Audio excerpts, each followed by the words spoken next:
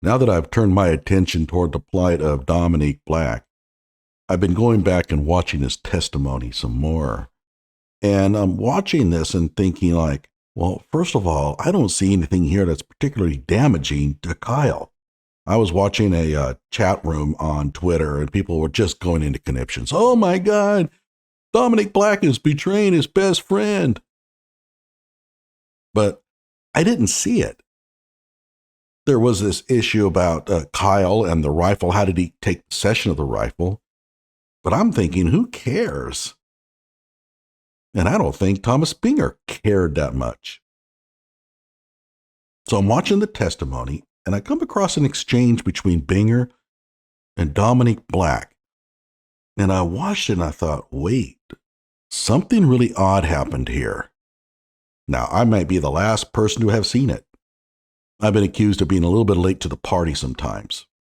But if I'm right, this might explain why Thomas Clair Binger is persecuting Dominick Black, even after Dominick Black testified as one of his witnesses.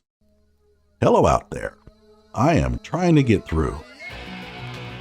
With his powerful brainwaves cradled in the warmth of reasoning, it's time for Johnny Walker Dread to straighten you out on a thing or two. Emanating all the way from exciting Las Vegas, Oklahoma, it's the Johnny Walker Dread Show. So let me set the stage here. Thomas Binger is questioning Dominick Black about his guarding of cars while on top of the car source building. Kyle is below, and they notice some shadowy figures out in the distance. Let's watch. Now, in this map, which is a printout from a satellite, there's a structure there next to St. James Church. Was that structure standing on the night of August 25th, 2020? No. What was the condition of that lot? A bunch of rubble and concrete blocks.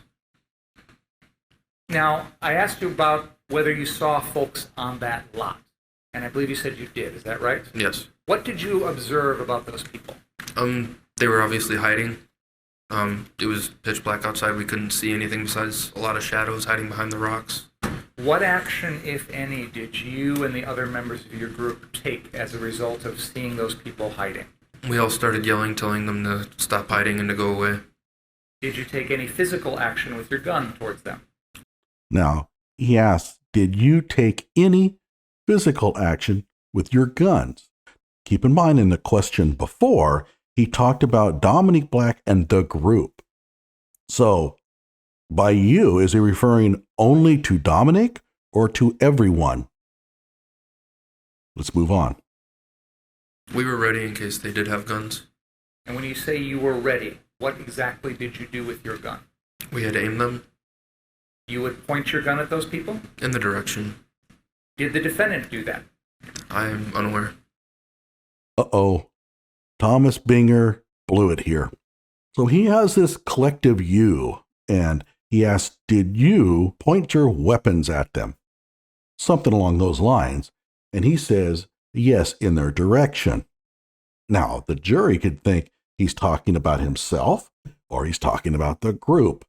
Binger follows up by asking, did the defendant do it? And what does Dominick Black say? Not that he's aware of. So he was clearly talking about only himself. Now, watch the reaction from Thomas Binger. You didn't see the defendant point his gun at those people? No, I was looking at the construction site. You can almost hear Thomas Binger pleading. Are you sure you didn't see the defendant point his gun at them? Please tell me that the defendant pointed his gun at them. Remember that deal we had? Well, I made that up. Well, we'll talk about that here in a moment.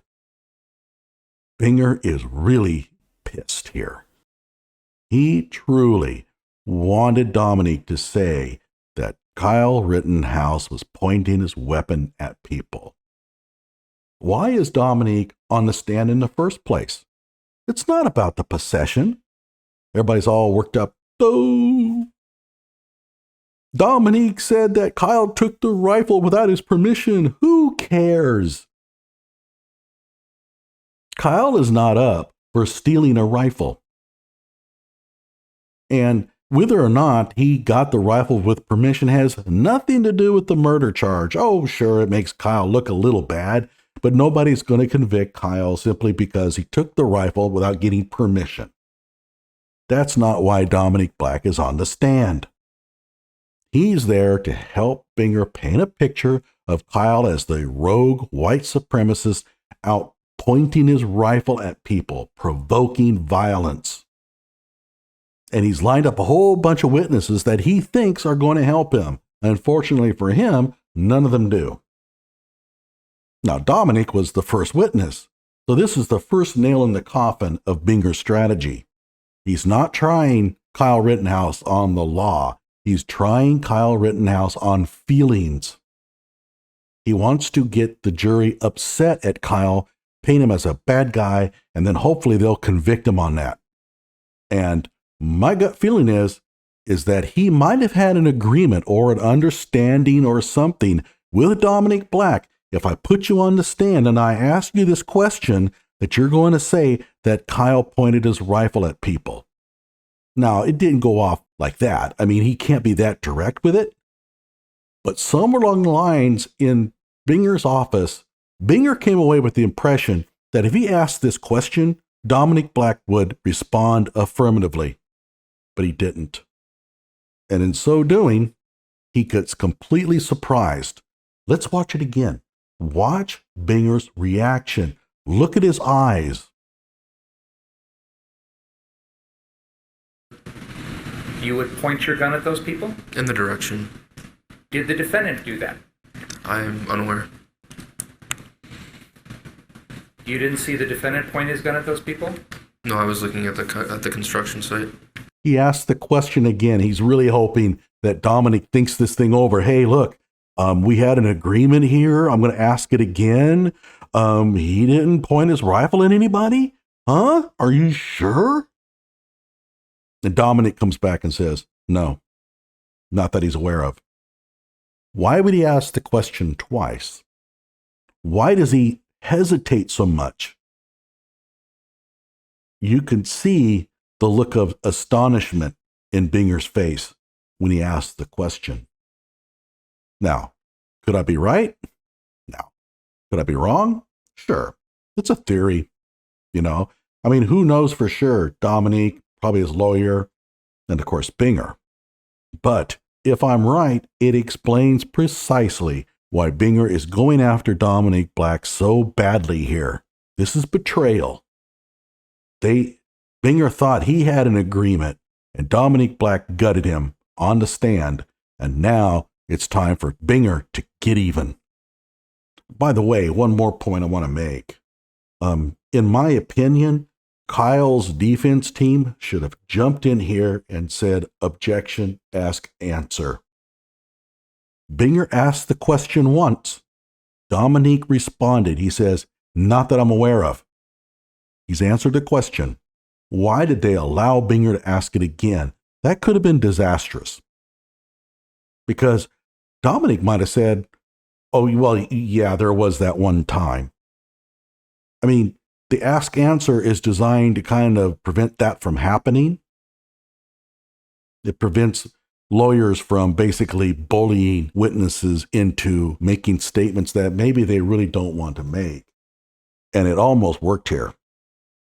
Okay, so let's take my theory that there was some sort of an agreement. Keep in mind, Dominick Black may not have even known about the agreement. It's not necessarily something that was spelled out. It's just that Binger feels that Dominick answered this in a way he wasn't anticipating. But let's suppose that there is some sort of an agreement. Let's play it one more time. Watch the reaction of Binger with that in mind, and you tell me, does this not look like the actions of a person who feels betrayed? You would point your gun at those people? In the direction. Did the defendant do that? I am unaware. You didn't see the defendant point his gun at those people? No, I was looking at the construction site. Like my video, subscribe to my channel.